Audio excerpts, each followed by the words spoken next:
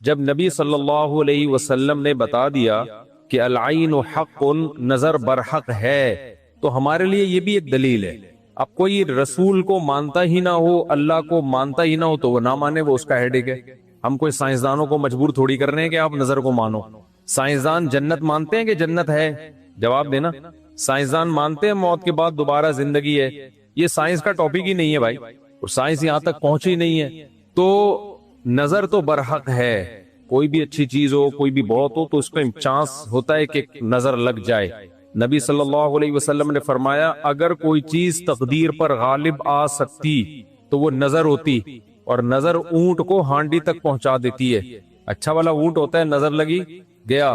آپ نے دیکھا ہوگا بڑے بڑے اونچے کٹے بیل لوگ لے کر آتے ہیں بقرعید کے دنوں میں، بعض دفعہ نظر لگتی ہے دھڑام سے گر جاتے ہیں، بعض دفعہ ویسے ہی گر جاتے ہیں غربت مہنگائی سے متاثر ہو کے، لیکن بعض دفعہ نظر بھی لگتی ہے۔ تو ہمارے پاس جو نظر کے برحق ہونے کی دلیل ہے وہ رسول اللہ صلی اللہ علیہ وسلم کا قول۔ اسی وجہ سے یعقوب علیہ السلام نے جب اپنے بیٹوں کو مصر بھیجا تو خوب لمبے خوبصورت بیٹے تھے، تعداد میں بھی زیادہ تھے، تو ان سے کیا فرمایا؟ لا تدخلوا من باب واحد وادخلوا من ابواب متفرقہ۔ اے میرے بیٹو، ایک دروازے سے داخل نہ ہونا، متفرق دروازوں سے داخل ہونا، کیونکہ ایک ہی گیٹ سے جب جائیں گے نا، ایک باپ کے 11 بیٹے اتنے خوبصورت اور لمبے لمبے اور خوبصورت جوان، تو لوگ بولیں گے یار کیسا خوش قسمت باپ ہے جس کے 11 بیٹے ہیں۔ سمجھتے ہو گے نہیں سمجھتے؟ آج کل تو فیملی پلاننگ نے نظر کا چانس ہی ختم کر دیا، 2 بچے ہوتے ہیں وہ بھی اچھے نہیں ہوتے۔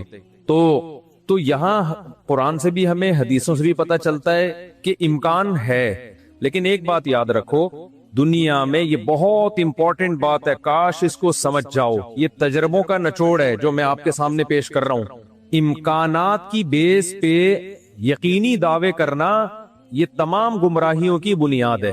جادو کا بھی امکان ہوتا ہے، کسی پہ جادو ہو جائے، ہزاروں میں کسی ایک پہ، لیکن روحانی عامل کے پاس جب آپ جاؤ گے کہے گا آپ پہ بھی جادو، آپ پہ بھی جادو، آپ پہ بھی جادو، آپ پہ بھی جادو۔ جب آپ کرو گے نا کہ بھائی مجھ پہ جادو کیسے ہے، کہے گا کیا جادو برحق نہیں ہے؟ سمجھ میں آ رہی ہے بات؟ ڈاکٹر یہ بدماشی کبھی نہیں کرتا۔ آپ ڈاکٹر کے پاس جاؤ، آپ کے گردے میں پین ہو رہا ہے، وہ چیک کرے گا کہ گیس کا پین ہے یا پتھری کا پین ہے، کیونکہ ڈاکٹر اس کا علم ہے باقاعدہ، وہ کبھی یہ نہیں کہے گا کہ پتھری ہے بس تکا مار دیا۔ بھائی ڈاکٹر صاحب پتھری کا پین کیوں ہے؟ تو وہ جواب میں کہ کیا گردوں میں پتھری ہوتی نہیں ہے کیا؟ آپ بولو گے ہوتی تو ہے، میرے ہے یا نہیں ہے مجھے تو یہ تو بتاؤ۔ حالانکہ گردوں میں پتھری ہونے کا جتنا چانس ہے نا، جتنی پرسنٹیج 100 میں، جادو کی اس سے بھی کم ہے، ہزاروں میں کسی ایک پہ ہوتا ہے جادو۔ لیکن عاملوں کے پاس جب آپ جاؤ، یہاں الحمدللہ کچھ عامل ہیں جو میرے خلاف ایک فل پروپیگنڈا شروع کیا ہوا، اتنی خوشی ہوتی ہے مجھے، میں آپ کو بتا نہیں سکتا، جب عامل میرے خلاف بولتے ہیں اتنی خوشی ہوتی ہے، اور میں کہتا ہوں کمبختو تمہارے پاس جادو، چڑیل، جن، بھوت، تم میرے خلاف بولتے کیوں؟ نقصان پہنچا دو یار۔ تو اس سے ان کا کمزور ہونا اور ثابت ہو جاتا ہے کہ یہ ان تلوں میں تیل نہیں ہے۔ خیر میں نظر کے موضوع کو مکمل کروں، کیونکہ روحانی عاملوں کی بات آتی ہے تو مجھے ان کے خلاف بولنے میں ایسا خون بڑھتا ہے میرا، ایک دم جوش میں آ جاتا ہوں میں، ایسا لگتا ہے کچھ نہیں بھی کھایا ہو پاور آ جاتی ہے باڈی میں۔ ان کے خلاف بولنے میں مزہ بہت آتا ہے، صرف مسجد کا تقدس ہے، باہر آؤ تو اس طرح نہیں بولوں گا، انگلش میں بھی گالیاں دوں گا، پنجابی میں بھی، اردو میں بھی۔ یہاں بڑے بڑے عامل ہیں جو بڑے پنپ رہے ہیں، اور ہمارے بڑے بڑے مولانا جا جا کے نا ان کو پروموٹ کر رہے ہیں، بے شرموں کو، ان بے غیرتوں کو۔ خیر فی الحال اتنی گالی کافی ہے۔ تو اچھا میں کیا کہہ رہا تھا یار، عاملوں کے ٹاپک آتا ہے تو اتنی خوشی ہوتی ہے جی۔ ہاں نظر کی بات کر رہا تھا میں۔ تو نظر میں جو ہے نا لگنے کا چانس ہوتا ہے، یہ ہے، لیکن چانس سے فائدہ اٹھا کے ہر ایک کو یہ کہنا کہ تم پہ جادو ہے، تم پہ نظر ہے، تم پہ یہ ہے، ڈاکٹر یہ کام نہیں کرتا۔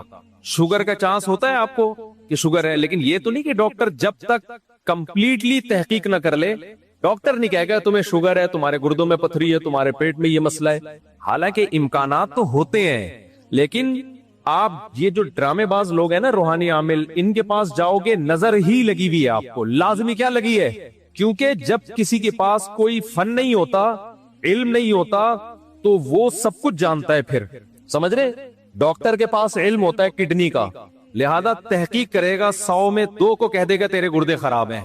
عاملوں کے پاس چونکہ جن چڑیل بھوت کا علم ہوتا ہی نہیں ہے، لہذا ہر ایک پر جن بھی ہے، چڑیل بھی ہے، اور بھوت بھی ہے، اور نظر بھی ہے، اور موکل بھی ہیں، اور ہمزاد بھی ہیں، اور پتہ نہیں کیا کیا ہے، ڈرامے بازی.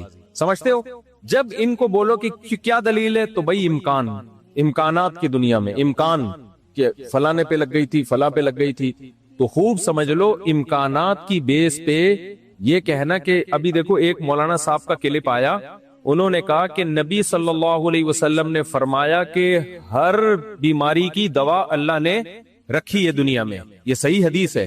پھر انہوں نے ایک دوا بتائی کہ یہ شوگر کی بہترین دوا ہے. بھائی آپ ڈاکٹر ہو، آپ سائنٹسٹ ہو، کہہ رہے ہیں میں نے یہ کہیں سے نکالی ہے. ڈاکٹر کہہ رہے ہیں شوگر ایک اسٹیج پہ پہنچنے کے بعد لا علاج ہے، یہی کہتے ہیں نا ڈاکٹر. بھائی شوگر ایک اسٹیج پہ پہنچ جائے تو وہ کیا ہو جاتی ہے، اب ٹھیک نہیں ہو سکتی، کنٹرول کرنی پڑے گی، لبلبا ٹھیک نہیں ہوگا آپ کا. انہوں نے کہا کہ دیکھو ہر بیماری کی اللہ نے شفا پیدا کی ہے، تو یہ میڈیسن، یہ کوئی دیسی نسخہ ہے، یہ شوگر ٹھیک کر دے گا.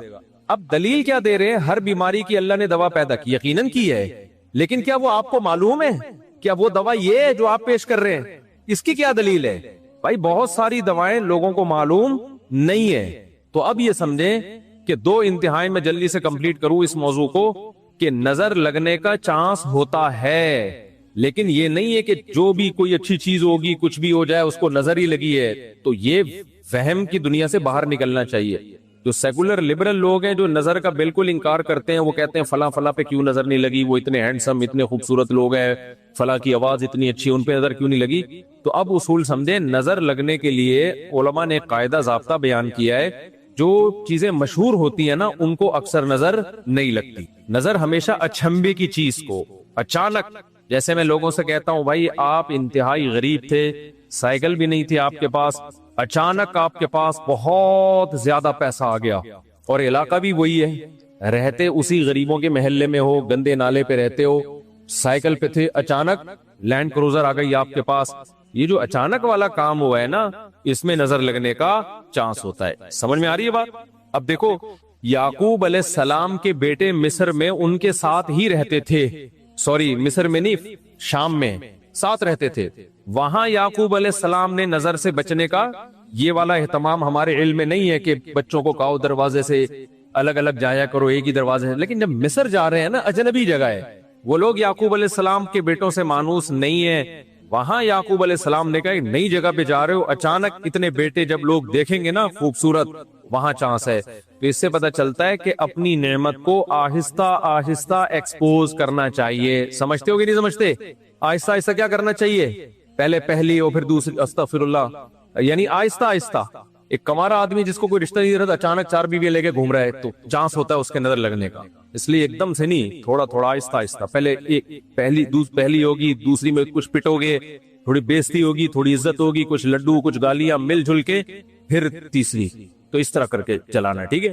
تو اچانک کوئی نعمت آتی ہے تو اس پہ نظر لگنے کا چانس ہوتا ہے. دوسری بات یہ ہے کہ نظر سے بچنے کے لیے جو نبی صلی اللہ علیہ وسلم نے دعائیں بتائی ہیں، ان دعاؤں کا اہتمام کرنا چاہیے. اعوذ بکلمات اللہ التامہ من کل شیطان وہامہ ومن کل عین لامہ، یہ دعا پڑھنی چاہیے. اور اپنی نعمت کا اظہار ان لوگوں کے سامنے کرنا چاہیے جو آپ سے محبت کرتے ہیں، وہ خوش ہوں گے.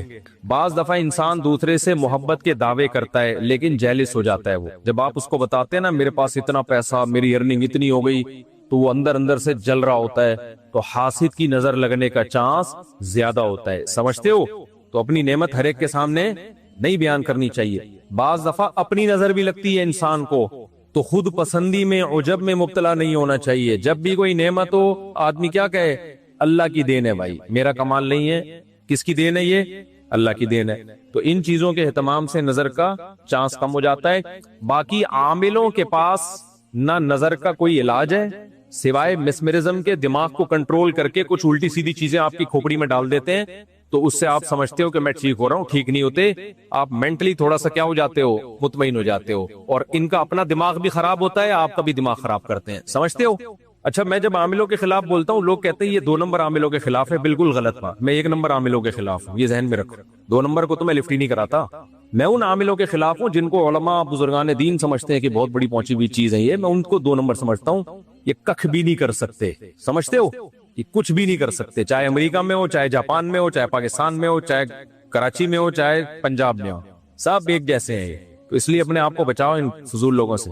اچھا بھائی، حضرت محمد صلی اللہ علیہ وسلم پر جادو کے اثرات سے متعلق اہل سنت کا کیا عقیدہ ہے؟ نبی پر جادو ہوا تھا، بخاری مسلم سے ثابت ہے، لیکن ہوا کیوں تھا؟ آپ کہیں گے نا ایک طرف تو آپ کہہ رہے ہیں جادو اتنی آسان نہیں ہے، ہزاروں میں کسی ایک پہ، تو پیغمبر پہ ہو گیا۔ دیکھو کچھ چیزیں نبی صلی اللہ علیہ وسلم کے ساتھ ایسی ہوئی ہیں جن میں کوئی حکمت تھی۔ یہودی آپ کو جادوگر کہتے تھے، جادوگر جادوگر، اللہ نے تھوڑا سا اثر ہونے دیا تاکہ یہودیوں کو الزام لگانے کا موقع نہ ملے۔ جادوگروں پہ جادو کا اثر نہیں ہوتا، تو تھوڑا سا اثر اللہ نے ہونے دے دیا، اتنا اثر کہ آپ کبھی کبھار بھولنے لگے کچھ چیزیں، کچھ کام کیا ہوتا آپ کو یاد نہ ہوتا، اس سے زیادہ اثر نہیں ہوا آپ کے اوپر۔ اور یہ اثر اس لیے اللہ نے ڈالا تاکہ لوگوں کو یقین آ جائے آپ بشریت میں کامل ہیں اور آپ جادوگر نہیں ہیں۔ اصل مقصد یہ الزام کی نفی تھی۔ اگر یہ اتنا آسان ہوتا تو ابو بکر پہ کیوں نہیں ہو گیا میرے بھائی؟ حضرت عمر پہ کیوں نہیں ہو گیا؟ حضرت عثمان پہ کیوں نہیں ہو گیا؟ سیدنا علی پہ کیوں نہیں ہو گیا؟ یہ تو ایک تماشا بنا لیتے لوگ۔ فرعون کے موسیٰ علیہ السلام کے مقابلے میں جادوگر آئے ہیں۔ آپ لوگ کو آواز صحیح آ رہی ہے؟ گونج تو نہیں رہی ہے آواز؟ بولے تو گونج رہی ہے آواز۔ بھائی موسیٰ علیہ السلام کے مقابلے میں جادوگر آئے، قرآن کہتا ہے یخیل الیہ من سحرہم انہا تسعی، جادوگروں نے دماغ کو ایسا کیپچر کیا ہے کہ دیکھنے میں ایسا لگا کہ یہ لاٹھیاں نہیں بلکہ سانپ ہیں۔ حقیقت میں وہ لاٹھیاں سانپ نہیں بنی تھی، دماغ میں کچھ انہوں نے ایسا کیا ہے نا کہ یخیل، خیال پیدا ہوا کہ یہ لاٹھیاں نہیں بلکہ کیا ہے؟ سانپ۔ دیکھو انبیاء کے دماغ کو ایسے کیپچر نہیں کیا جا سکتا، لیکن اللہ نے یہاں ہونے دیا۔ موسیٰ علیہ السلام کو بھی ایسا لگا کہ یہ لاٹھیاں نہیں بلکہ کیا ہے؟ سانپ ہیں۔ اس میں حکمت تھی نا تاکہ مقابلہ تو ہو۔ اب سوال پیدا ہوتا ہے جب موسیٰ علیہ السلام مقابلہ جیت گئے، فرعون نے دھمکی دی جادوگروں کے کہ تمہارے ہاتھ پاؤں کاٹ کے میں قتل کر دوں گا، تو جادوگر وہی رسیاں دوبارہ فرعون کی طرف پھینک دیتے کہ تو قتل کر کے دکھا ہمیں۔ کیا خیال ہے بھائی؟ یا فرعون پہ جادو کر دیتے؟ ہوا جادو فرعون پہ؟ بولتے کیوں نہیں؟ مجھے تو لگ رہا ہے آپ لوگ پہ ہو گیا۔ نہیں ہوا نا فرعون پہ جادو۔ بھائی جادوگر ہزاروں جادوگر تھے، سینکڑوں تو تھے ہی، انہوں نے سوچا کہ یار تو ہمیں دھمکی دے رہا ہے، انتر منتر کلی کل انتر ہو جا منتر چھو، یوں کرتے فرعون ٹیڑھا ہو جاتا، فرعون کی ساس کو کچھ چیزیں سکھا دیتے۔ کیا خیال ہے؟ جٹھانی فرعون کی زوجہ جو تھی حضرت آسیہ رضی اللہ عنہا، ان کو کہہ دیتے کہ تم اپنی ساس سے کچھ کروا دو یا جٹھانی سے، وغیرہ وغیرہ جو بھی ہے۔ تو ایسا نہیں ہوتا بھائی، فرعون نے دھمکی دی اور ہاتھ پاؤں کاٹ کے ان سب کو شہید کر دیا، کچھ بھی نہیں ہو سکا۔ ایسا نہیں ہوتا، جادوگروں کو ایک ماحول چاہیے، اسی میں وہ سب کچھ کرتے ہیں۔ تو یہ ہم سے زیادہ کمزور ہوتے ہیں، ان سے ڈرنے کی بالکل ضرورت نہیں ہے۔ دنیا میں سب سے کم اگر ڈرو نا تو عاملوں سے اور جادوگروں سے سب سے کم ڈرا کرو۔ جیسے کہ پولیس والے ان سے بالکل بھی نہیں ڈرتے۔ اکثر آپ نے دیکھا ہوگا ریڈ پڑتی ہے نا پولیس والوں کی عاملوں کے پاس، تو پولیس والے جاتے ہیں، پولیس میں جو گٹکا کھانے والا ہے نا وہ اٹھا کے لے آتا ہے عامل کو، تھانے میں بند کر دیتا ہے۔ عامل اس کا کچھ بھی نہیں بگاڑ سکتا۔ سوچو جو عامل ایک گٹکا کھانے والے پولیس والے کے سامنے کچھ نہیں کر سکتا، وہ اس عامل کی پوری ٹیم کو اٹھا کے لاک اپ کر دیتے ہیں یہ لوگ، وہ سنگدل محبوب تمہارے قدموں میں کہاں سے لا سکتا ہے؟ وہ سنگدل محبوب تمہارے قدموں میں کہاں سے لا سکتا؟ تو یہ دنیا کے سب سے کمزور، سب سے ضعیف قوم روحانی عامل ہوتے ہیں، لیکن دماغ کا کھیل ہے سارا، تو لوگ ان سے ڈر رہے ہوتے ہیں۔ نہیں ڈرو تو آپ طاقتور ہو، سمجھتے ہو۔ آج مجھے ایسا لگ رہا ہے گلوکوز کی 3 بوتلیں چڑھا لی میں نے، اور عاملوں کے خلاف بولتا ہوں اتنی، کیونکہ عامل میرے خلاف بہت سرگرم ہو گئے ہیں آج کل۔ ابھی علماء کا ایک وفد گیا کسی عامل کے پاس، وہ وفد پہلے میرے پاس آیا، گپ شپ ہوئی، بیٹھے، میں نے ان کو رات کو کھانے کی دعوت دی، انہوں نے کسی سے ملنے جا رہے تھے، مجھے نہیں پتا کسی عامل کے پاس گئے، اس عامل نے میرے خلاف اتنا بولا کہ انہوں نے میری دعوت ہی کینسل کر دی کہ یار یہ مفتی صاحب تو 2 نمبر ہے معاذ اللہ، انہوں نے اپنی طرف سے اس عامل کی باتوں میں آ کے۔ تو جب انہوں نے کسی نے مجھے بتایا، میں نے کہا اچھا ہے، اللہ نے تمہاری قسمت میں یہ عامل رکھے ہوئے ہیں، تم جیسے فضول لوگوں سے اللہ نے مجھے نجات دے دی، تاکہ میرا کھانا تمیز والے عقل مند لوگ کھائیں۔ جو عاملوں سے متاثر ہو تو اس بیچارے کا مینٹل لیول کیا ہوگا آپ سوچو۔ میں نے کہا ہمیں ایسے مولویوں کی بالکل بھی ضرورت نہیں ہے جن کا مینٹل لیول یہ ہے کہ چڑیل بھوت بھگانے والوں سے متاثر ہو کے آتے ہیں، یہ تو مینٹل لیول ہے آپ کا، دلائل سے کے بجائے ان لوگوں سے متاثر ہوتے ہیں۔ اچھا بھائی مفتی صاحب، ہم 6 بھائی ہیں، ہمارا ایک پلاٹ ہے 5 مرلے کا، وہ ہماری والدہ کے نام ہے جو کہ انتقال کر چکی ہیں، اس پلاٹ میں بہن بھائیوں کے درمیان حصہ کیا ہوگا؟ والدہ کا پلاٹ تھا تو 6 بہن بھائی ہیں، ابے بہنیں کتنی, اچھا 6 بہن بھائی ہیں تو مجھے کیا پتا بھائی کتنے ہیں بہنیں کتنی ہیں. بھائی کا حصہ دگنا ہوتا ہے نا بہن کی نسبت. تو پہلے یہ بتاؤ گے تو کتنے بھائی کتنی بہنیں, تو میں بتا سکتا ہوں. دوسرا, والدہ کا انتقال ہو گیا تو اگر والد کا پہلے انتقال ہوا تھا تو والد کا حصہ نہیں ہے اس میں, اور پھر والدہ کے والدین حیات ہیں یا نہیں ہے, یہ ساری ڈیٹیل پتہ چلے گی تو بتا سکتا ہوں. وہ استاد جی اگر بندے کو پتا ہو کہ میں اپنے بچے کو چھوٹے بچے کو کسی خاتون کا دودھ پلا رہا ہوں تو کیا صورت میں مارکیٹ سے خرید کے پلانا جائز ہے؟ بھائی اس کو پروموٹ ہی نہیں کرنا چاہیے مارکیٹ سے دودھ خریدنے کو. اس میں کس قدر شک پیدا ہو جائے گا, ہمیں کیا پتا کہ ڈبے میں کس کا دودھ ہے. یہ بہت بڑے مسائل ہیں اس چیز کو پروموٹ نہ کریں. یہ انسان ہے, کوئی یہ گائے بھینسیں نہیں ہے کہ ان کا دودھ اس طرح سے ڈبوں میں بکنا شروع ہو جائے. اور کچھ چیزیں ہمارے ہاں پہلے سے فرض کر لی جاتی ہیں. اب یہ فرض کر لیا گیا کہ بچے اتنے پیدا ہو رہے ہیں, خوراک کے ذخیرے ختم ہو رہے ہیں, اس لیے پیکنگ کا دودھ ہمیں چاہیے. ماؤں کی پیکنگ کا دودھ, ماؤں کے یہ دودھ کی پیکنگ, سوری ایسا نہیں ماں پیک کر کے اس کا دودھ, ماں کے دودھ کی پیکنگ. تو کچھ چیزیں فرض کر لی گئی ہیں تو وہ خام میں فرض کر لی گئی ہیں. تو غیر مسلم کا تو کوئی اخلاقی اصول اور آداب ہے ہی نہیں, وہ تو جب چاہے گا جو چاہے کر لے گا. اس کی میں آپ کو ایک آسان مثال دوں. کراچی میں سمندر میں اتنی فش پیدا ہوتی ہے کہ ہم جب بھی فشری گئے ہیں یا مچھلی کھانے کا ہم نے ارادہ کیا ہے, انتہائی سستے داموں بہت بڑی بڑی مچھلی کی لاٹ ہم اٹھا کے لے آتے ہیں. ایسا ہے کہ نہیں ہے؟ لیکن جو کاروباری لوگ ہیں نا, سرمایہ دار لوگ, انہوں نے کہا آپ کا پروفٹ اور زیادہ ہونا چاہیے, تو مچھلیوں کی فارمنگ شروع کر دی انہوں نے. ہمارے سامنے یہ کام ہوا ہے. مچھلیوں کا قحط کبھی بھی نہیں پڑا کراچی میں, مچھلی اور بہت سستے ریٹ پہ. لیکن تاجر نے کیا کیا کہ اور کم خرچے میں زیادہ پروڈکٹ کیسے, تو فشنگ کی فارمنگ شروع ہو گئی. ایسا ہوتا ہے کہ نہیں ہوتا؟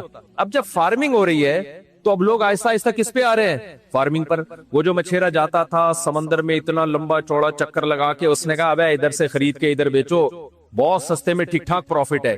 اب جب آہستہ آہستہ تاجر لوگ اس فارمی مچھلی پہ آ جائیں گے تو سمندر میں مچھلی نکالنا کم, پھر لوگوں کے ذہن پہ ایک بھوت سوار ہو جائے گا, ایک پروپیگنڈا ہوگا کہ یار آبادی اصل میں اتنی بڑھ گئی ہے کہ اب سمندر کی مچھلی ہمارے لیے کافی نہیں ہے.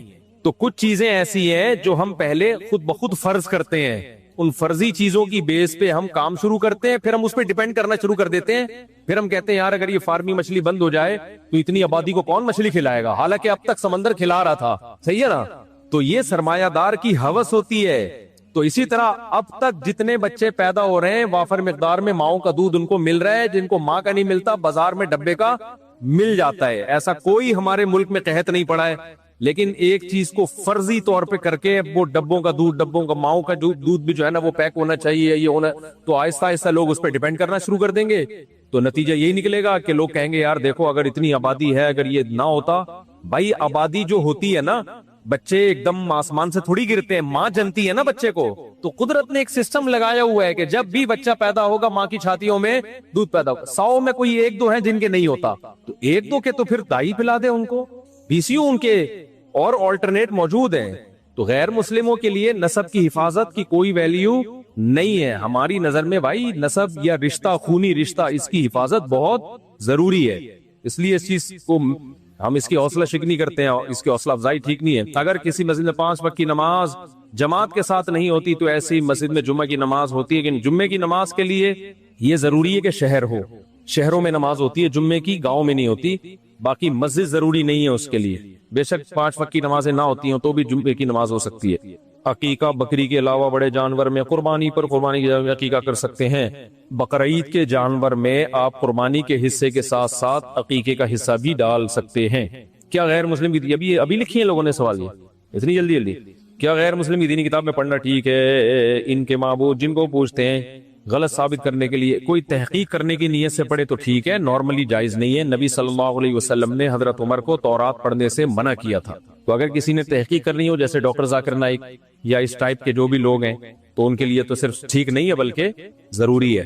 اچھا بھائی, ایک آدمی نے قسم کھائی اگر میں نے اس گاڑی کو اسٹارٹ کیا تو میں نبی کا امتی نہیں ہوں, پھر اس نے گاڑی اسٹارٹ کر کے چلا دی تو قسم کا کفارہ دینا پڑے گا اس کو. اور یہ ایسی فضول قسمیں نہیں اٹھایا کریں. اپنا کوئی پوشیدہ گناہ کسی شیخ پر ظاہر کرے یا اللہ تعالیٰ سے معافی مانگے. اگر ایک دفعہ گناہ ہوا ہے تو شیخ کو نہ بتائے, چھپ کے اللہ سے توبہ کر کے اس کو بھول جائے بس. دوبارہ ہو گیا تو بھی شیخ کو نہ بتائے. تیسری دفعہ ہو گیا اس کا مطلب اب لت پڑ گئی ہے. اب اس کو چاہیے کہ شیخ کو بتائے بھائی مجھ سے بار بار ایک گناہ ہو رہا ہے، کیونکہ بہت زیادہ پھر ہونے کے بعد لت پڑ جاتی ہے، پھر چھوٹتا نہیں ہے۔ قاری عبد القیوم قاسمی میرٹھ سے تشریف لائے ہیں، ملاقات ممکن ہے انڈیا سے تشریف لائے ہیں انشاءاللہ، صلو علی الحبیب۔ نکاح کے بعد اور رخصتی سے پہلے بیوی سے بات کرنا شریعت کے بعد جائز ہے، کے بعد میں تجربات کیا ہو سکتے ہیں؟ جن لوگوں نے اچھا نکاح کے بعد رخصتی سے پہلے یا نکاح سے پہلے، جب بھی آپ رخصتی سے پہلے کسی سے فری ہو گئے تو سمجھو رخصتی کے بعد 99% چانس ہے اس رشتے کا بیڑا غرق ہوگا۔ تو یہ جو ہمارے ہاں تباہیاں آ رہی ہیں نا، یہ اسلام پہ ادھورا عمل کرنے کی وجہ سے آ رہی ہیں۔ ہم نے اسلام کے عبادت والے پہلو کو تو لیا ہے، اور جو ہمیں اسلام نے اسباب اختیار کرنے کا حکم دیا اس پہلو کو ہم نے نہیں لیا۔ ایک بات یہ میں ایک مثال دیتا ہوں، میں جو یہ 4 شادیاں چیختا چلاتا رہتا ہوں نا، میری بڑی بحثیں ہوتی تھی، علماء کہتے تھے آج کل لوگوں کے پاس مصروفیت بہت زیادہ ہے، پیسہ بھی نہیں ہے، غربت، مہنگائی وغیرہ وغیرہ۔ میں ان سے ایک بات کہتا تھا، اگر اللہ ان چیزوں سے متاثر ہو کر لڑکیاں پیدا کرنا کم کر دینا تو پھر یہ بات معقول ہے۔ لڑکیاں تو اسی حساب سے پیدا ہو رہی ہیں جیسے پہلے پیدا ہوتی تھی، تو ان لڑکیوں کو ٹھکانے تو لگانا ہے نا۔ یا تو ہم مصروف بہت ہیں، غربت مہنگائی بہت ہے، تو خواتین کا گروتھ ریشو اللہ کم کر دے کہ آج مردوں کے پاس شادیوں کے ٹائم نہیں ہے تو لڑکیاں کم پیدا کرو۔ بھائی فطرت متاثر نہیں ہوتی ان سب باتوں سے، لڑکیاں کا ریشو اسی حساب سے پیدا ہوں گی جیسے ہمیشہ پیدا ہوتی چلی آ رہی ہیں، اور اس کے لیے اللہ نے ایک نظام بنایا ہے کہ مرد زیادہ شادیاں کریں۔ تو اگر مرد کسی بھی وجہ سے زیادہ شادیاں چھوڑ دیں تو اللہ اگر لڑکیاں پیدا کرنا کم کر دے تو پھر تو ٹھیک ہے، اللہ تو کم نہیں کر رہا بلکہ ان کا گروتھ ریشو تو بڑھتا چلا جا رہا ہے، رپورٹ ہی ہے۔ اور قرب قیامت میں تو بہت عورتیں ہوں گی، تو اس کا مطلب کوئی اور حل تلاش کرو، آپ نکاح سے باز نہیں آ سکتے۔ آپ ایک آدمی غریب ہے، اس کے پاس پہاڑی پہ گھر بنانے کے پیسے نہیں ہیں، وہ نالے کے اندر گھر بناتا ہے، وہ جگہ سستی مل رہی ہے، لوگ اس کو آ کے کہیں گے کہ یار جب بارش آئی نا تیرا یہ سارا مکان بہ جائے گا، وہ کہے گا غریب آدمی اوپر بنا نہیں سکتا، مجبوراً نیچے بنا رہا ہوں، تو مان لو گے آپ اس کی دلیل؟ آپ بولو گے بھائی روڈ پہ سو جا، فٹ پاتھ پہ سو جا، غربت کا بہانہ بنا کے نالے کے اندر گھر بنانے کی تجھے اجازت نہیں ہے۔ فطرت سے کوئی جو بھی لڑے گا یاد رکھو جیتے گی کون؟ بولو فطرت۔ میں اس کی ایک مثال دیتا ہوں، پہلے بھی کئی دفعہ دے چکا ہوں لیکن آج کے بیان کے مناسبت سے وہ مثال آنا ضروری ہے۔ دیکھو مجھے ایک بات بتاؤ، ایک آدمی ایک دیوار پہ چل رہا ہے، فنٹر بننے کی کوشش کر رہا ہے، پتلی سی دیوار ہے، نیچے آگ جل رہی ہے۔ ٹک ٹاکر یہ حرکتیں کرتے ہیں اور بہت سے الحمدللہ اس دار فانی سے کوچ کر چکے ہیں ایسی حرکتوں میں۔ پہلے بہت ہوتے تھے تیز رفتار گاڑی چلاتے ہوئے کیمرے سے نہیں یوں بنا رہے، گھس گئے کسی ٹرک میں، اس کے بعد پتہ نہیں، اللہ مغفرت فرمائے، بہرحال ایمان پہ جس کی بھی موت ہوئی ہے، لیکن خودکشی تو ہو گئی نا ایک طرح کی۔ اب آپ کو ٹک ٹاک پہ ویڈیو بنانے کا شوق تھا، دیوار پہ چلنے کی کوئی خاص ٹریننگ بھی نہیں تھی آپ کی، پتلی سی دیوار تھی، نیچے آگ جل رہی ہے، یہاں سے لے کے یہاں تک آپ نے کراس کرنی ہے۔ آپ کو پتا اگر میں نے یہ اتنی پتلی سی دیوار جس میں نیچے آگ لگ رہی ہے اگر میں کراس کر لوں گا تو بہادری یعنی قائم ہو جائے گی، اور میرے جو سبسکرائبر ہیں ٹھکاک سے 1 ملین ہو جائیں گے۔ لوگ کہہ رہے ہیں کم وقت، یا تو یہ کام کرنا ہی کرنا ہے تو پہلے کسی پتلی دیوار پہ چلنے کی پریکٹس تو کر لے، ایک دم تجربہ کی بھیڑ کیوں چڑھا رہے؟ نہیں مان رہے۔ مفتی صاحب آئے، مولانا صاحب آئے، انہوں نے کہا اگر گر گیا خودکشی کا گناہ ہوگا، حرام موت مرے گا۔ سب مسلکوں کے مفتیوں نے سمجھا دیا، گرین چینل والوں نے الگ، وائٹ چینل والوں نے، تاکہ حجت تمام ہو جائے نا۔ اور جو یہ کہتے ہیں ہمارا سرے سے کوئی مسلک ہی نہیں ہے، حالانکہ ان کا بھی ایک مسلک ہے بھائی، اس نے بھی سمجھا دیا، ہر طرح سے سمجھا دیا بھائی، گیا اکارڈنگ ٹو اسلام تو اس آگ میں گرتے ہی کہاں جائے گا؟ جہنم میں، جہنم میں جائے گا، کیونکہ خودکشی کا گناہ ہوگا۔ نہیں آ رہی سمجھ میں، اب چلنے لگا، دیوار بہت اونچی تھی، دیوار بہت اونچی، چلتے چلتے پاؤں گرا، اب نیچے آنا شروع۔ اب اس کو خیال آیا کہ میں نے علماء کی بات نہیں مانی، جہنم میں جاؤں گا تو میں توبہ کر لیتا ہوں۔ بیچ میں اتنا ٹائم تھا کہ اس کو توبہ کا موقع، تبھی میں نے دیوار اونچی کی ہے، اس لیے وجہ سے۔ اگر آپ سمجھتے ہیں کہ نہیں جتنی بھی اونچی دیوار ہو اتنا کہاں ٹائم ملے گا، تھوڑی اور اونچی کر لو، کیا جا رہا ہے بھائی؟ مثال ہی ہے نا۔ لوگ نا اس پہ بھی فرضی مثالیں دے کے قرآن سنت سننے کے لیے آئے، ہم فرضی مثالوں کے لیے نہیں آئے بھائی، مثال ہی ہوتی ہے، یہ قرآن و سنت سمجھانے کے لیے ہی ہوتی ہے۔ تو دیوار تھوڑی سی کیا کر لو اور اونچی، اتنی اونچی کر لو کہ راستے میں اس کو خیال آ گیا اور توبہ کر لی اس نے۔ اب اس نے گڑ گڑا کہ اللہ کے نیچے آ رہا ہے اور توبہ کر رہا ہے، اے اللہ معاف کر دے، میں نے گناہ کیا، کسی عالم کی بات نہیں مانی، اب مجھے پتا ہے میں مروں گا، خودکشی ہوگی، میں گڑ گڑا کے توبہ کرتا ہوں، اے اللہ میرے اس جرم کو معاف کر دے۔ اور توبہ کی تینوں ارکان پورے کیے اس نے۔ توبہ کے 3 ارکان ہیں، پچھلے پر ندامت کہ کاش ایسا نہ کرتا، اس وقت چھوڑ دے اس عمل کو، اور یہ نیت کرے اگر اب موقع ملا تو نہیں، اور آئندہ کا عزم کہ کبھی بھی ایسی حرکت نہیں کروں گا، اور دل سے ندامت ہوئی، گناہ معاف ہو جائے گا کہ نہیں ہو جائے گا؟ ہو جائے گا۔ گناہ کیا ہو جائے گا؟ بولو نا، معاف۔ لیکن آپ کا کیا خیال ہے، یہ عمل ریورس ہو جائے گا کہ اب نیچے جانے کے بجائے اللہ نے اس کے گناہ کو معاف کیا تو اللہ کہے فرشتوں سے اب ریورس کر دے واپس اس کو، اپنی غلطی پہ اس کو ندامت ہو گئی ہے واپس۔ اب وہ کہہ رہے اللہ، فرشتے نے آ کے بتایا تیرا گناہ معاف، دل میں تسلی ہو گئی۔ وہ کہہ رہے اللہ معاف ہوا تو واپس بھیجے نا، واپس بھیجے نا، اللہ بھیجے گا واپس۔ کوئی کروڑوں میں کوئی ایک کرامت ہو جائے تو ایک الگ بات ہے، نارملی ایسا نہیں ہو، نیچے جائے گا۔ اسی کو مولانا ابو الحسن علی ندوی نے لکھا ہے، شریعت معاف کر دیتی ہے، فطرت معاف نہیں کرتی۔ شریعت کے خلاف چلو گے تلافی ہو سکتی ہے، فطرت کے خلاف چلو گے تلافی کا دروازہ بند۔ ہم شریعت کے خلاف تو چلتے ہی ہیں مسلمان، فطرت کے خلاف بھی چلتے ہیں۔ فطرت کے خلاف جو چلے گا اس کی کبھی تلافی نہیں ہوگی، چاہے کتنا نیک ہو۔ اب یہ اتنا نیک بن گیا، ایسا ایمان کے آخری اسٹیج پہ پہنچ گئی۔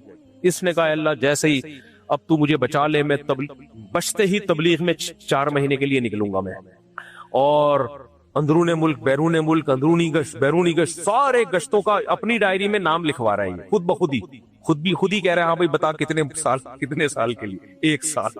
سب کچھ ہو جائے گا اور اللہ اجر بھی لکھ دے گا، 4 مہینے لگانے کا اجر بھی لکھے گا نیت کی وجہ سے۔ آگ سے نہیں بچے گا، نیچے گرے گا، چیخیں نکلیں گی، اور تکا کباب بن کے جب آگ بجھے گی تو جو اس کی حالت ہو۔ اس سے کیا پتا چلتا ہے بھائی، شریعت معاف کر دیتی ہے، فطرت معاف نہیں کرتی۔ اب سمجھ میں آیا 1 سال کا بچانا کیوں ضروری ہے؟ جاب لیس ہو سکتے ہو بھائی، کوئی مسائل ہو سکتے ہیں، اگر آپ نے نہیں کیا، پہلے سے انتظام نہیں کیا تو نہیں کا مطلب جب پیسے نہیں ہوتے تو نہیں ہوتے پیسے، ایسا نہیں ہوگا اوپر سے غیب سے نوٹ برسنا شروع ہو جائیں گے یا لوگ آپ کو ہدیے دے کے جانا شروع ہو جائیں گے۔ تو آپ نے اپنا کام پورا کرنا ہے، وہ توکل جس میں انسان دوسروں کے، دیکھو قرآن سے بھی یہ ثابت ہے، عرب لوگ جب حج کے لیے جایا کرتے تھے نا زمانے جاہلیت میں، تو زیادہ راہ لے کے نہیں جاتے تھے۔ اب کوئی پہلے حج کے سفر 6 8 10 مہینے کے ہوتے تھے، سال کے ہوتے تھے، تو وہ کہتے تھے بھائی ہم اللہ کے مہمان ہیں نا، تو کھلانے والا کون ہے؟ بولو نا، اللہ۔ پلانے والا کون ہے؟ اللہ۔ تو ہم جب اللہ کے مہمان ہیں تو عقلی دلائل بھی کہ جب کسی کے یہاں مہمان بن کے جاؤ تو کیا ٹفن ساتھ لے کے جاتے ہو؟ یہ نہیں دیکھ رہے کہ اللہ نے وہاں تمہیں کوفتے کھلانے کے لیے نہیں بلایا، اپنے گھر کی زیارت کے لیے بلایا ہے۔ عام مہمان تو تمہیں بلاتا ہی کھلانے کے لیے ہے نا، وہاں ٹفن لے کے جانا بے اکرامی ہے۔ یہاں تمہیں مہمان ہو، لیکن کس بات کے مہمان ہو؟ اللہ تمہیں پکوڑے سموسے کھلانے کے لیے تھوڑی بلا رہے وہاں پہ، اللہ کہہ رہے حج کے لیے میرے گھر کا طواف کرو۔ لیکن وہ اپنی لاجک بنائی بھی تھی انہوں نے کہ جی ہم اللہ کے گھر جا رہے ہیں، اس موقع پہ بھی اگر اللہ پہ ہم اعتماد اور توکل نہ کریں تو پھر کیا مطلب ہوا؟ تو جو پیسے لے کے جاتا، ٹفن لے کے جاتا، بہت برا سمجھا جاتا، اب اس کو دیکھ اللہ پہ توکل نہیں ہے، اللہ پہ اعتماد نہیں ہے۔ تو جب اسلام دنیا میں، اچھا پھر کرتے کیا تھے؟ کچھ تو ہے ہی نہیں، پھر کبھی اس کی جیب پہ نظر رکھ رہے ہیں، شاید یہ حاجی جیب سے کچھ نکالے گا تو شاید 2 4 کھجوریں مجھے بھی دے دے یہ۔ اگر کسی کو دے دی نا تو کیا کنڈیشن ہوتی ہوگی؟ دیکھا اللہ پہ توکل کا نتیجہ، دیکھا غیب سے کھجوریں آئی ہیں، غیب سے، صحیح ہے نا؟ تو جس کو آ جاتی تھی، عرب میں سخاوت تو تھی، وہ تو کہتا اللہ پہ توکل، اور جس کو نہیں آتی وہ کہتا ہوگا اللہ پہ توکل کامل نہیں ہے، پھر وہ وہاں جا کے بھیک مانگتا تھا کہ بھائی صاحب کو 50 روپے مل جائیں گے، 2 وقت کا کھانا نہیں کھایا، طواف ہی نہیں ہو رہا بھائی صاحب، پھر دوسروں کی جیبوں پہ نظر، خوش آمدیں، یہ سب چیزیں۔ تو قرآن کے الفاظ کتنے خاندانی ہیں۔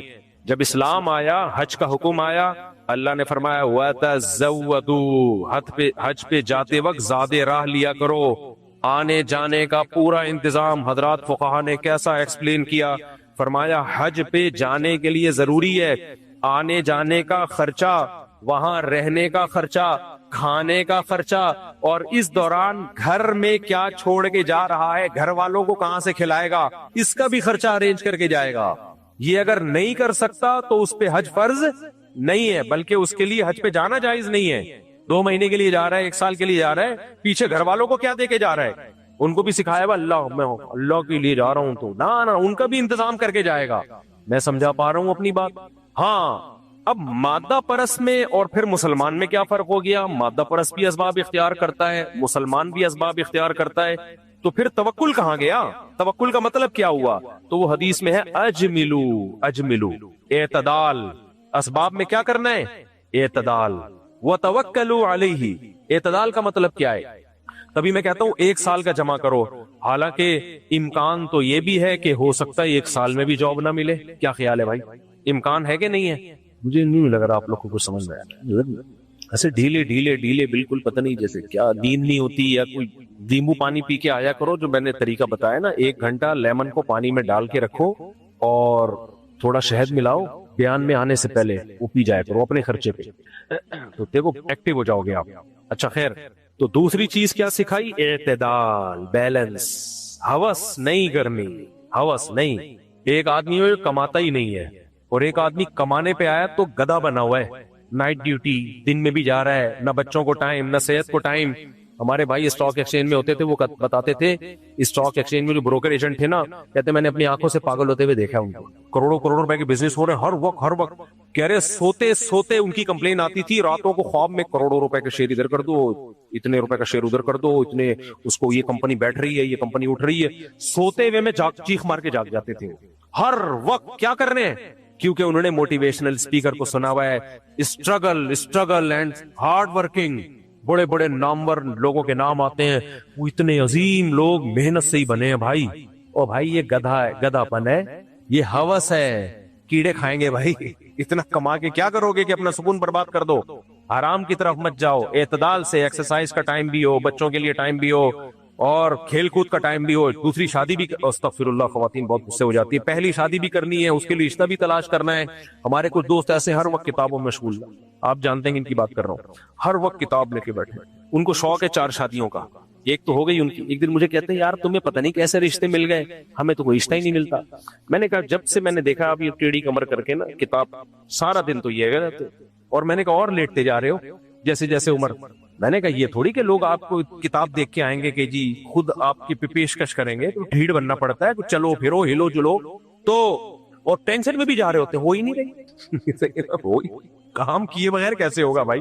تو حدیث میں کیسی پیاری بات، اجملو فی الطلب، اعتدال. تبھی میں نے کہا 1 سال بس، ورنہ زیادہ کی کوئی انتہا ہے ہی نہیں. آپ دیکھ لو ہندوؤں کے سونے کے مٹکے نکلتے ہیں نا، 100 سال کا جمع کیا ہوا تھا انہوں نے گولڈ، پھر زمین میں دفن کر دیتے ہیں، آج بھی نکلتے ہیں. یہ ہندو، مسلمانوں کے ایسا کوئی مٹکا نہیں نکلتا، ہندوؤں کے بہت سارے نکلتے ہیں. مسلمان کیا کرتے تھے؟ ابے زندگی اتنی رہ گئی ہے، کھاؤ پیو، کچھ بچوں کے لیے بنانا ہے بناؤ، مر جاؤ یار بس ختم، اللہ ان کو کھلائے گا، کچھ جمع کر لو، کچھ اللہ پہ توکل. اب توکل ختم ہو گیا، پھر بے اعتدالی.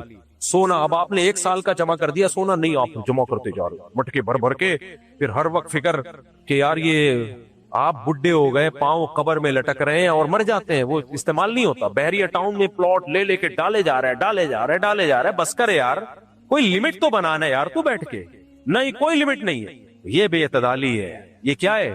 تو نہ ایسا توکل کرنا ہے کہ جمع ہی نہیں کرنا، نہ ایسا بے اعتدالی کہ جمع کر کے گنتے رہنا ہے. ہاں کچھ لوگ ایسے ہوتے ہیں جو بہت اعلیٰ درجے کا توکل ہوتا ہے، وہ 1 دن کا بھی نہیں رکھتے، جیسے نبی صلی اللہ علیہ وسلم. لیکن علماء کہتے ہیں اس زمانے میں یہ توکل ہمارے لیے جائز نہیں ہے، کیونکہ آپ کی ازواج میں بھی بہت زیادہ توکل تھا. وہ پھر ایک یوں سمجھیں کہ ایک استثنائی صورت ہے، وہ ہر ایک کے لیے نہیں ہے، وہ میرے اور آپ کے لیے نہیں ہے، وہ ایک استثنائی صورت ہے. کچھ چیزیں پیغمبر کے ساتھ خاص تھیں، یا بعض اعلیٰ درجے کے صحابہ جو بہت اونچا ایمان تھا ان کے ساتھ خاص تھا.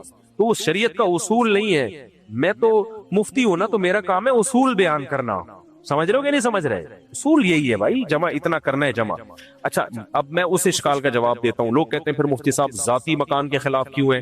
میں ذاتی مکان کے خلاف ان کمبختوں کے لیے ہوں، استغفر اللہ، برا بلا کہہ رہا ہوں میں ان کمبختوں کو، کہ جن کمبختوں سے کرایہ نکلتا نہیں ہے مہینے کا.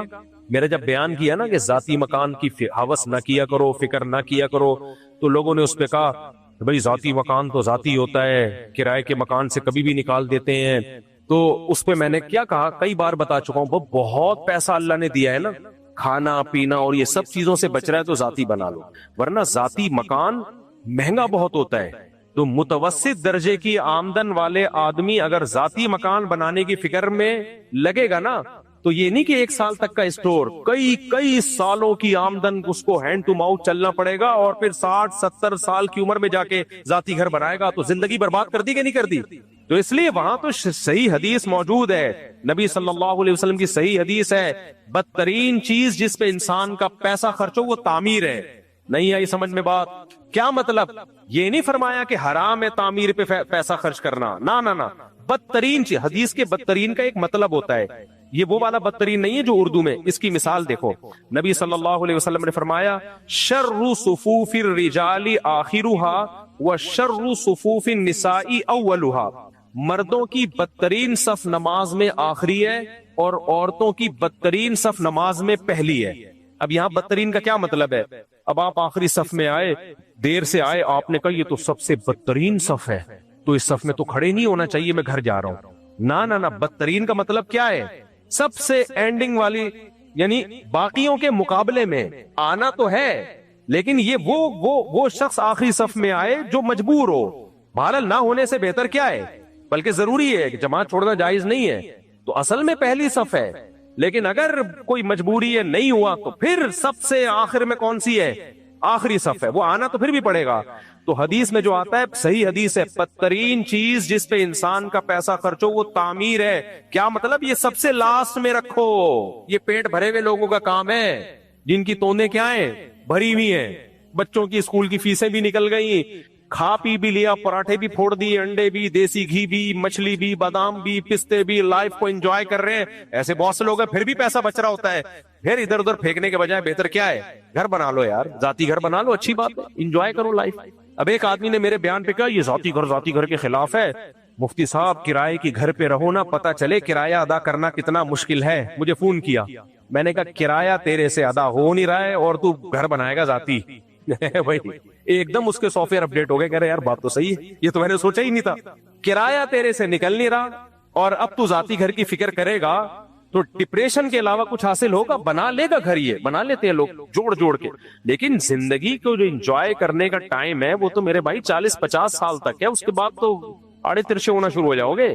جو زندگی انجوائے کرنے کا ٹائم تھا وہ سارا دیواروں، اینٹوں اور سریے میں تھوپ دیا، اور اب قبر میں پاؤں لٹکے ہوئے ہیں، تو گھر بنا لیا اور بڑے خوش ہیں، ماشاءاللہ میں نے کیا کر لیا؟ گھر بنا لیا۔ تو مالداروں کا کام ہے، پیسہ اللہ دے دے تو بنا لو، نہیں تو کرائے پہ انجوائے کرو، دوسروں کی حماقت کا فائدہ اٹھایا کرو۔ جس نے کروڑوں روپے دیواروں اینٹوں پہ لگائے نا، اس کو تھوڑا سا کرایہ دے کے اس کے گھر میں رہا کرو۔ آئی بات سمجھ میں؟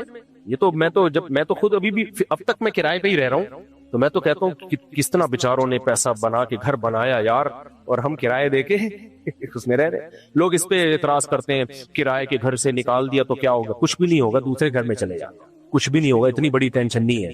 کرایہ دینے کی طاقت ہونی چاہیے، دوسرے گھر میں چلے جانا۔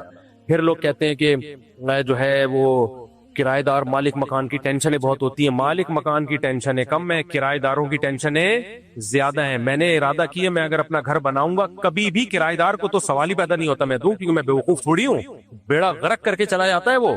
ایماندار کرایہ دار ملتا کہاں ہے آپ کو؟ کرایہ دار تو اس کے گھر کو اس کا گھر سمجھ کے استعمال کرتا ہے، ایسی کی تیسی کرتے ہیں۔ اپنے گھر میں بڑی مسئلے ہوتے ہیں کہ یہ لکیر نہ کھینچ دو، اس پہ بچے کا دیوار پہ بدوس۔ کرایہ دار کے گھر کو تو جن بھوت بنا کے لوگ نکلتے ہیں، اور کلر کے پیسے بھی اسی سے مانگ رہے ہوتے ہیں۔ نل کا ٹوٹ گیا تو سیدھا کرے گا اس کو۔ انجوائے کرو میرے بھائی۔ اور ایک آخری بات کر کے بس بیان کو ختم کرتا ہوں۔ لوگ کہتے ہیں اپنے بچوں کے لیے ہم نے گھر بنانا ہے، میں نے آپ کو بتایا کہ بہت پیسہ ہے تو بناؤ بچوں کے لیے بھی، تو اس میں اب لوگ کہتے ہیں نہیں بچے رول جائیں گے۔ بچہ 2 ہاتھ 2 پاؤں لے کے پیدا ہوا ہے، یہاں اللہ پہ توکل کرنا پڑے گا۔ اگر آپ کی زیادہ گنجائش نہیں ہے تو بچوں کی فکر مت کرو۔ مجھے یاد ہے 10-15 سال پہلے ایک صاحب نے مجھے کہا، میری محدود آمدن تھی، میں نے تو کبھی زندگی میں سوچا بھی نہیں تھا کہ میں گھر بناؤں گا، تو کسی نے کہا آپ کے اتنے بچے ہیں وہ تو رول جائیں گے۔ میں نے کہا دیکھو میرے باپ نے بڑی محنت کر کے میرے لیے گھر بنایا تھا، ہمارے والد صاحب نے بڑی محنت کی اور ذاتی گھر بنایا کہ بچوں کے کام آئے گا۔ میں نے کہا انہوں نے اس لیے بنایا تھا کہ میرے بچوں کو ٹینشن نہ ہو۔ اب اگر میں اپنے بچے ہوتے ہی ٹینشن لینا شروع کر دوں تو میرے باپ نے جو پیسہ خرچ کیا اس کا تو کوئی فائدہ نہ ہوا۔ انہوں نے تو اس لیے خرچ کیا تھا کہ بچے کو ٹینشن نہ ہو، اور بچہ اپنے بچوں کی ٹینشن لے رہا ہے، پھر میرے بچے اس گھر میں انجوائے کرنے کے بجائے اپنے بچوں کی ٹینشن میں گھر کا سوچیں گے 20-30 سال، تو یہ سکون میں کون آئے گا؟ تو میں نے کہا میں اپنے بچوں کے بجائے اپنے باپ کے بچے کا سوچتا ہوں۔ بہت گہری بات ہے، بہت گہری بات۔ میں نے کہا میں اپنے بچوں کا اس لیے نہیں سوچ رہا کہ میں اپنے بچوں کا سوچوں گا، اس کا مطلب میں اپنے باپ کے بچوں کو بھول گیا ہوں، یعنی میں خود اپنے ارے میرے باپ نے تو اس لیے ٹینشن اٹھائی نا کہ میں ٹینشن فری ہوں، اور ابا کے مرتے ہی میں اپنی اولاد کی ٹینشن لینا شروع کر دوں تو ٹینشن فری کہاں سے ہوا میں؟ تو میرے ابا کا پیسہ تو برباد ہو گیا۔ تو میں نے کہا میں بچوں کی ٹینشن اس لیے نہیں لیتا کہ میں اگر بچوں کی ٹینشن لوں گا تو میرے ابا کے بچے کو ٹینشن ہوگی، تو ابا کا پیسہ کیا ہوگا؟ ضائع۔ اس لیے میں ٹینشن، پیسہ دیا تو بناؤ بھائی. تو آپ کھوپڑی شریک یعنی بات سمجھ میں آئی ہے اب اچھی طریقے سے کہ توکل کا مطلب کیا ہے، اور یہ ذاتی گھر بنانے کے میں خلاف کیوں ہوں. پیسہ دیا تو بناؤ، لیکن نارمل لوگوں، متوسط لوگوں کے پاس کم از کم کراچی میں اتنا پیسہ نہیں ہوتا. وہ ساری زندگی عذاب میں لگا دیتے ہیں اور قحط میں رہتے ہیں، پھر جا کے 50-60 سال میں جب قبر میں پاؤں لٹکے ہوئے ہوتے ہیں، گھر بنا کے خوش ہوتے ہیں، تھوڑے دن میں جنازہ اٹھتا ہے، بچے وہ گھر کے ٹکڑے بخیے کر کے پھر اپنے بچوں کی فکر میں لگ جاتے ہیں. تو آخری جو قیامت والا انسان پیدا ہوگا شاید وہ ٹینشن سے بچا ہوا ہو. اللہ عمل کی توفیق عطا فرمائے. اذان کے فوراً بعد جماعت کھڑی ہوگی، سنتوں کے بعد تھوڑی دیر سوال جواب کا سیشن ہو. آج جو میں بیان لے کے چلا تھا نا، تھوڑا سا اس ٹاپک پہ آ جاتا ہوں تاکہ جب دوبارہ بیان ہو تو کنٹینیو وہیں سے شروع کروں. میں بیان میرا اس پہ شروع ہوا تھا کہ آپ جس کے ذمہ کوئی کام لگائے نا، تو وہ کام اگر پورا کر کے دے گا تو آپ اس کو اجرت دیں گے. وہ کام نہ کرے اور ایموشنل ہو جائے اور ادھر ادھر کی باتیں شروع کر دے تو آپ اس کو اجرت نہیں دیتے. تو ہمارے ہاں دین کا تصور یہ ہے کہ جو کام اللہ نے ہمارے ذمہ لگایا ہے وہ کام تو کرنا نہیں ہے. سورہ معارج میں جو اللہ نے نیک بندوں کی صفات بیان کی ہیں، معاہدوں کی پابندی کرتے ہیں، نماز کی پابندی کرتے ہیں، بے حیائی سے بچتے ہیں، ان چیزوں پہ اجر ملے گا.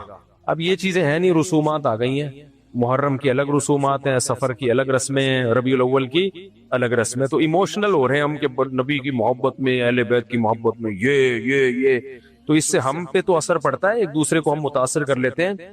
اللہ تعالیٰ ان باتوں کی بیس پہ اللہ نے جو اصول اور ضابطہ بیان کیا، اللہ اصول ضابطے کو چینج نہیں کرے گا. اللہ کہے گا الحمد سے لے کے والناس تک جو اہل ایمان کی صفات میں نے بیان کی تھی ان کو تم نے فوکس کیا نہیں، دائیں بائیں جو مرضی کرتے رہو. تو اللہ پہ کوئی فرق نہیں پڑے گا، اس سے جو مرضی کرتے رہو. تو ہم لوگ بھی اللہ کو نا ایموشنل بلیک میلنگ کر رہے ہوتے ہیں. اللہ مجھے نبی سے اتنی محبت ہے، دیکھ میں نے اتنی پتیاں لگا دی اور حلوے بھی بانٹ رہا ہوں، وہ کھلا بھی رہا ہوں، میں نبی کا عاشق، نبی سے محبت. اللہ کہے گا نماز 5 ٹائم پابندی سے پڑھی ہے، عقیدہ توحید کا تھا، صلہ رحمی کی، رشتہ داری جوڑی تو نے، اور معاہدوں کی پابندی کی، لوگوں کو تکلیف سے بچایا. نبی نے فرمایا وہ شخص مومن نہیں جس کی زبان اور ہاتھ سے دوسرے مسلمان محفوظ نہیں. راستے آپ نے بند کر دیے، لوگوں کو تکلیف ہی تکلیف.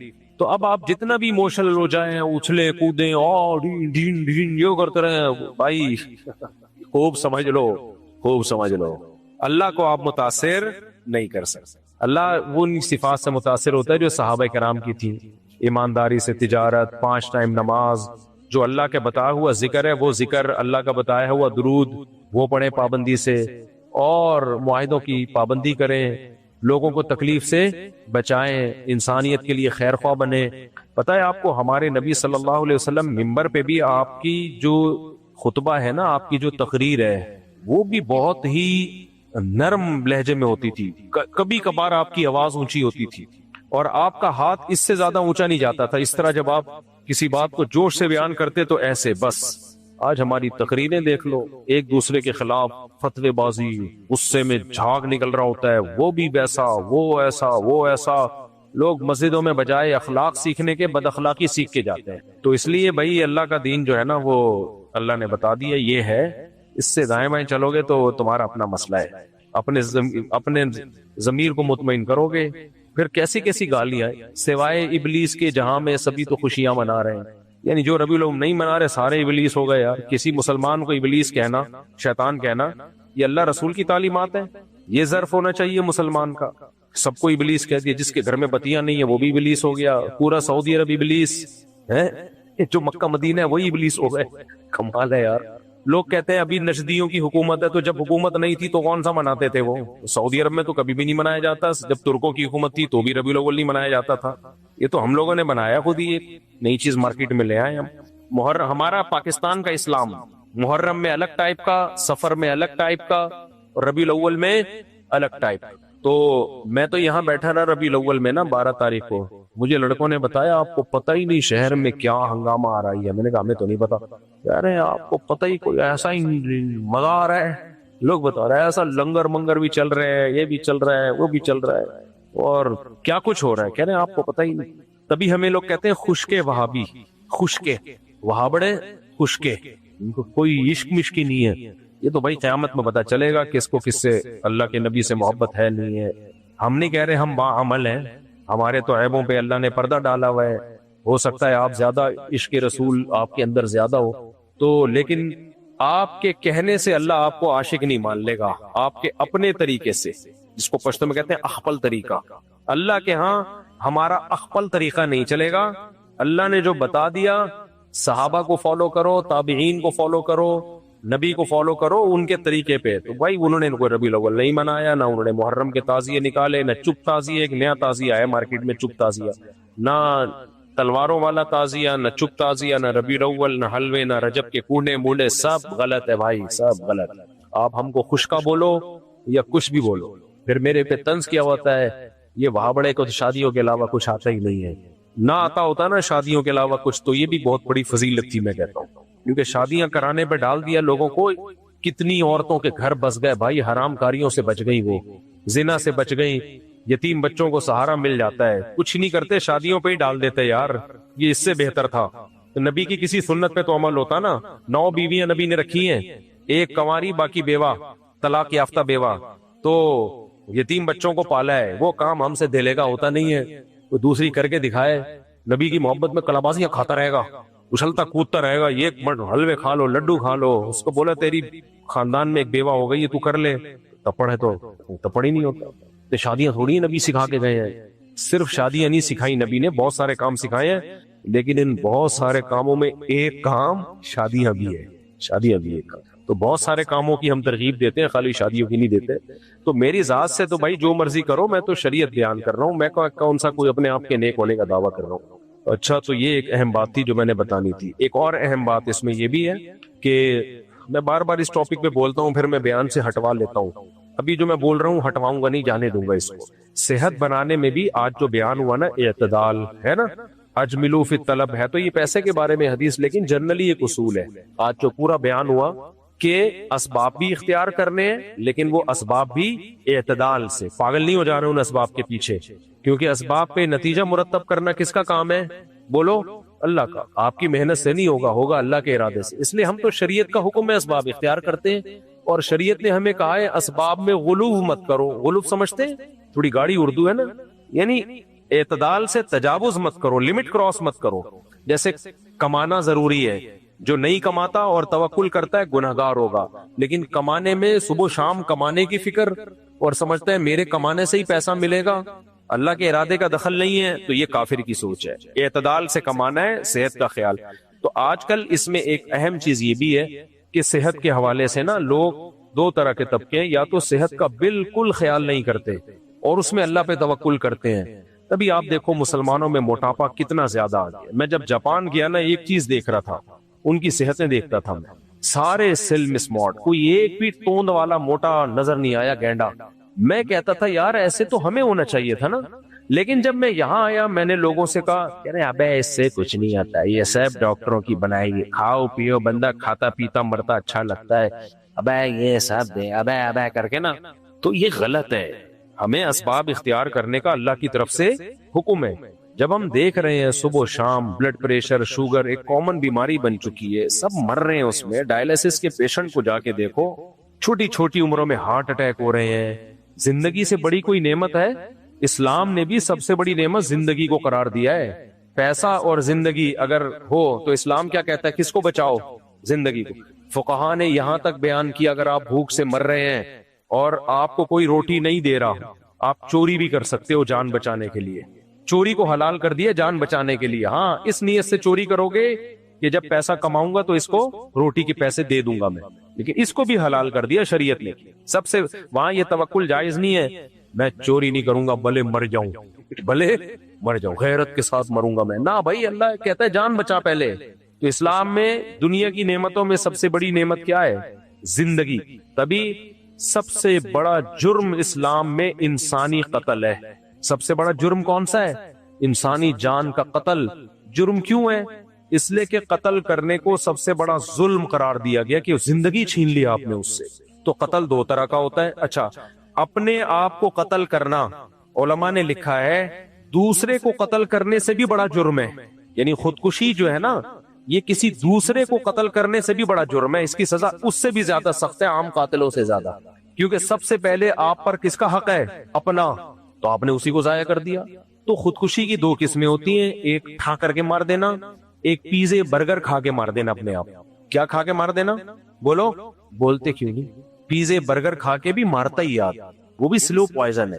رات کو 12:30-1 بجے جب آپ قورمہ کھاؤ گے وہ بھی ڈیزل میں پکا ہوا, ہوٹلوں اور میں جو ہوتے ہیں وہ ڈیزل ہی کے ہوتے ہیں, اللہ ماشاءاللہ کچھ ہوٹل ایسے ہوتے ہیں ڈیزل میں پکے ہوئے جب آپ کھاؤ گے, اور 12:30 بجے آ کے نان کے ساتھ, وہ بھی نان کے ساتھ جب آپ کھا کے سو گے, تو اس کا مطلب آپ اپنی قبر اپنے ہاتھوں سے کھود رہے ہو. یہ میں بار بار اس لیے بتاتا ہوں کہ دیکھو ڈاکٹروں کی بھی لوگ سنتے ہیں, لیکن کچھ ہمیں بھی تو سن رہے ہوتے ہیں نا, تو ہمارے لسنر بھی تو جو مجھے سنتے ہیں ان کو بھی تو تھوڑا سا احساس ہونا, کیونکہ صرف اس کا میڈیکل سائنس سے تعلق نہیں ہے, اس کا تعلق کس سے ہے؟ شریعت سے ہے, اللہ رسول کے احکامات سے ہے. تبھی تو ہمارے نبی صلی اللہ علیہ وسلم دنیاوی علوم کے لیے نہیں آئے تھے, پھر بھی آپ نے میڈیکل سائنس کی کچھ چیزیں بتائی ہیں صحت کے حوالے سے, حالانکہ آپ کا ٹاپک انسانی صحت بولو نا نہیں تھی, پھر بھی آپ نے انسانی صحت کی کچھ باتیں بتائی ہیں کہ کلونجی میں شفا ہے,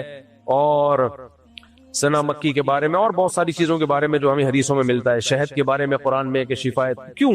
حالانکہ یہ ٹاپک نہیں ہے, لیکن بھائی جب صحت ہوتی ہے, زندگی ہوتی ہے, تو سب کچھ ہوتا ہے, زندگی نہیں ہے تو کچھ بھی نہیں ہے. تو اس لیے دینداروں میں یہ بیماری بہت زیادہ نظر آتی ہے کہ وہ اپنی صحت کا بالکل خیال نہیں کرتے, بے وقت کھائیں گے. اور میں نے دنیا پرستوں میں دیکھا ہے وہ جم بھی جا رہے ہیں, صحت کا خیال بھی کر رہے ہیں, ڈائٹ پلان بھی ہوتا ہے ان کا, اور دیندار آدمی کا کوئی ڈائٹ پلان نہیں ہے. اللہ توکل, اور پھر مذہب کا لیبل لگا دیتا ہے اس پہ, اسلام یہ کہتا ہے کہ اللہ پہ اعتماد اور توکل کرو. تو آپ کو پتا ہے 40 سال کے بعد ہر دوسرا تیسرا آدمی شوگر کا مریض ہے یا نہیں ہے؟ بولو, ہر دوسرا مریض بلڈ پریشر کا مریض ہے یا نہیں ہے نا؟ اس کا مطلب آپ بھی ہو جاؤ گے. آپ کیا مریخ سے آئے ہو؟ تو بہتر نہیں ہے پہلے سے ہی وہ کام کر لیے جائیں. 2 خطرناک بیماریاں جو تباہ کر دیتی ہیں زیادہ, یہ تقریباً سب کو ہو رہی ہیں, ایک بلڈ پریشر, ایک شوگر. یہ دو تو ایسی کامن ہے, یہ تو بیڑا گرک, اسی سے پھر ہارٹ کے مسائل کھڑے ہوتے وغیرہ وغیرہ. یہ 2 تو ہیں ہی ہیں. تو بہتر نہیں. اب میں لوگوں سے کہتا ہوں, میں نے ایک صاحب سے کہا بلڈ پریشر مشین گھر میں رکھ لو, آپ 40 سال کے ہو گئے ہو, چیک کیا کرو. ابے اس سے کچھ نہیں, ابے وہی بات, ابے کر کے نا. پھر مجھے کہتے ہیں ماڈرن ملا. تھوڑے دن میں اطلاع آئی ایک طرف کا فرما کیا ہو گیا, ٹیڑھا ہو. میں ملاقات کے لیے گیا, میں نے کہا پتہ نہیں ادھر سے بات کر رہے ادھر سے کر ہی نہیں رہے, آدھے پورشن سے بات کر رہے ہیں آدھے. اب کسی کا مذاق اڑانا مقصد نہیں ہے بھائی, آپ کو کیا پتا کس کی بات ہو رہی ہے, میں الفاظ یہیں تک روک لیتا ہوں, زیادہ نہیں آگے. جب میں جاتا پتا چلا کہ جی بی پی اتنا ہائی ہو گیا تھا کہ فالج ہو گیا, اب چل رہا ہے علاج, پڑے ہوئے ہیں ہاسپٹل میں, اللہ ان کو شفا کامل عاجل عطا فرمائے. بلڈ پریشر ایک ایسی بیماری ہے جو سائلنٹ کلر ہے, جس کی کوئی علامت ظاہر نہیں ہوتی. بعض لوگ کہتے ہیں نہیں سر بھاری ہو جاتا ہے, سر میں درد ہوتا ہے. بھائی سر میں درد کی وجہ سے بی پی ہائی ہوتا ہے, یہ نہیں کہ بی پی ہائی تھا تو سر میں درد ہے. زیادہ تر بی پی ہائی تھا تو سر میں درد نہیں ہے, وہ سر میں درد تھا تو بی پی ہائی ہو گیا. تو سر کا درد بھی کوئی علامت نہیں ہے بی پی ہائی ہونے کی. ہنستا کھیلتا 4 شادیوں کی باتیں کر رہا ہوگا اور بی پی اس کا شوٹ کیا ہوا ہوگا, این ممکن ہے 4تھی شادی ہو رہی کی خوشیاں منا رہا ہوگا, لیکن بی پی کہاں ہوگا. ایسی خطرناک. اور اپنے ریلیٹیو میں ہم نے دیکھا ہے, یہ صرف ڈاکٹروں کی بات نہیں ہے. تو جب یہ بیماریاں ہم پہ آ چکی ہیں, اچھا لوگ کہتے ہیں شوگر تو انہیریٹڈ ہے, وہ تو موروثی ہے. بہت کم موروثی ہے, پہلے اتنی نہیں ہوتی تھی. اگر موروثی ہوتی تو ہمارے سب باپ دادوں کو ہوتی نا, بہت کم. اب تو ہر دوسرے تیسرے کو شوگر ہو رہی ہے. اس کا مطلب کوئی جرم ہے نا جو ہم کر رہے ہیں, لیکن اس جرم کو جرم ہی نہیں سمجھ رہے. مجھے ایک بات بتاؤ, اللہ کے حبیب صلی اللہ علیہ وسلم کے سامنے کافر قوم آئے, جیپنیز, جو کافر کے بچے, پٹھان لوگ کافر کو بولتے ہیں کافر کا بچہ, وہ کیا ہے کافر کے بچے. وہ ایسے سلم سمارٹ, خوراک بھی ان کی مناسب, یہ نہیں کہ بیٹھ رہے ہیں تو کھائے جا رہے ہیں. اور ایک طرف مسلمان آئے ہم جیسے, سب عجیب سے نا, کوئی شوگر کا پیشنٹ, کسی کے گردے, جواب دے گئے غفار کے گردے تلاش کر رہا ہے وہ, کہ یار کوئی گردے ڈونیٹ کر دے مجھے, اور نہ چلا جا رہا ہے نہ ہلا جا رہا ہے, 2 منٹ چلتا ہے تو سانس پھول جاتا ہے, اور پھر پیر بھی بنا ہوا ہے. تو پیغمبر صلی اللہ علیہ وسلم کو افسوس نہیں ہوگا جو میری امت تھی جن میں ایسے لوگ پیدا ہوئے جو گھوڑوں سے تیز دوڑ لیا کرتے تھے. سلمہ ابن اکوا گھوڑے سے تیز دوڑ لیا کرتے تھے. یہ امت تو برگر, پیزے, کولڈ ڈرنک کھا کے آڑے ترچھے ہو گئے, اور ان کو دیکھو یہ کیسے. تو آپ کی اپنی اولاد سلم آڑی ترچھی ہو, اور آپ کے دشمن کی اولاد ایسی زبردست خوبصورت. آپ کو غصہ آئے گا کہ نہیں آئے گا؟ آپ اپنے بچے کو چپیڑ لگاؤ گے, کمبا کو دیکھ, جمشید جو میرے پیسے کھا کے بیٹھا ہوا ہے اس کے بچے دیکھ, اور تو اپنی صحت دیکھ, چلا نہیں جاتا تجھ سے. یا تو وہ بھی ایسا ہی ہوتا ہے نا, ہم کہتے ہیں چلو سبھی ایک ہی جیسے. کہتے ہیں سب سے پہلا امپریشن جو آپ کا پڑتا ہے نا دوسرے پہ, وہ آپ کی پرسنالٹی کا پڑتا ہے. مسلمانوں کی پرسنالٹی من حیث القوم اچھی نہیں ہے. ہماری پرسنالٹی بتا رہی ہوتی ہے کہ یہ کوئی اچھی قوم نہیں ہے, یہ کم بخت پھوڑنے پھاڑنے کے علاوہ دنیا میں کچھ بھی, یہ باتیں منہ کے فائر کرنے کے علاوہ یہ کچھ بھی بولو نہیں ہے. منہ کے فائر دیکھ لو آپ, ہر آدمی ایسا بڑا سائنٹسٹ بنا ہوا پھینک رہا ہوگا فلسطین ایسے آزاد کرانے ہم نے, یہ میرے پاس ایک فارمولہ, اس سے فلسطین آزاد ہو جائے گا. ہم یہ کرتے ہیں, ہم خلافت, ہم پاکستان میں ایک سسٹم, نیا سسٹم لے کے آ رہے ہیں. کیسے لا رہا ہے, کیسے خلافت لا رہا ہے؟ نیا خلیفہ کون ہوگا؟ وہ آدمی جس کو کوئی عورت شادی کرنے کے لیے تیار نہ ہو, وہ خلیفہ نامزد کیا ہوا ہوتا ہے. یہ خلیفہ بغاوت اور پھر یہ وغیرہ وغیرہ. بھائی ایسے نہیں ہوتی, قوموں کی تقدیریں ایسے نہیں بدلتی ہیں. میں نے ابھی پورا بیان اس پہ کیا نا, یہ دنیا دار الاسباب ہے. یہاں جو اسباب اختیار کرے گا وہ کامیاب ہوگا, جو اسباب اختیار نہیں کرے گا وہ زمین میں دھستا چلا جائے گا. تو اس لیے میرے بھائی یہ بھی ہمارے مذہب کا حصہ ہے. میں نے خدا کی قسم اپنے بزرگوں کو دیکھا ہے جو واقعی نیک ہیں, ایسی خاندانی صحت ہے ان کی, ایسی خاندانی صحت ہے. میرے شیخ حضرت مفتی رشید احمد صاحب رحمہ اللہ تعالی, کیسے ان کا کھانے پینے کا, یہ تھوڑی جو آ رہا ہے کھائے جا رہے کھائے جا رہے. ایسے بھی ہم نے مولانا لوگ دیکھے, شادی میں گیا ایک مولانا صاحب کے ساتھ, غیبت اس لیے نہیں کسی کو کیا پتا کس کی بات ہو رہی ہے. میں گیا, ہاں ماشاءاللہ انہوں نے پھوڑا ہے, پہلے تافتان کھائے, پھر بریانی پھوڑی, پھر اتنا میٹھا بھر کے کھایا انہوں نے, اور رات کے 11:30 بج رہے. میں ان کو دیکھ رہا تھا, کہتے ہیں اللہ کا دیا ہے رزق ہے یار, کھاؤ. تو اور ماشاءاللہ گول بھی فل ہو گئے تھے. ابھی اطلاع آئی کہ ان کو سخت قسم کی شوگر ہو گئی ہے, کھا نہیں سکتے بیچارے. میں تعریف میں نہیں کہہ رہا, میں بھی انہی کے ساتھ بیٹھا ہوا تھا, مجھے اب تک شوگر نہیں ہوئی ہے. ہو بھی سکتی ہے, یہ تو اللہ کے ہاتھ میں ہے بھائی, بیٹھے بیٹھے کچھ اٹیک ہو سکتا ہے, کچھ بھی ہو سکتا ہے, کچھ بھی ہو سکتا ہے کسی کو. میں یہ نہیں کہہ رہا کہ کوئی کچھ نہیں ہے, تو ہو سکتا ہے ابھی جاؤں تو بی پی ہائی ہو چکا ہو یا شوگر کی بیماری ہو چکی ہو مجھے لائے گی, تو اللہ کے کام ہے. لیکن اللہ نے ہمیں حکم دیا ہے ہم خود سے حماقت نہ کریں. اس لیے مجھے افسوس ہوتا ہے خاص طور پہ دینداروں کو دیکھ کے, یہ جو ہمارا طرز زندگی ہے, خدا کی قسم اسے دیکھ کے کوئی غیر مسلم کبھی بھی مسلمان نہیں ہوگا. وہ کہے گا ان سالوں کو کھانے پینے کی تمیز نہیں ہے, سونے جاگنے کی تمیز نہیں ہے, یہ ہمیں بتائیں گے کہ کیسے زندگی کیسے گزاری جاتی ہے. اپنی زندگی تو تم ٹھیک کر لو, تو ہم اسلام کو بدنام کرنے دنیا میں. تو اس لیے چند باتوں کا خیال کر لینا چاہیے ہمیں, میرا خیال ہے. تو اس لیے وہ چند باتیں جو ویسے بھی تو ڈاکٹروں کی یوٹیوب پہ بھرے ہوئے ہیں, پھینک بھی رہے کچھ لمبی لمبی, کچھ صحیح باتیں بھی کر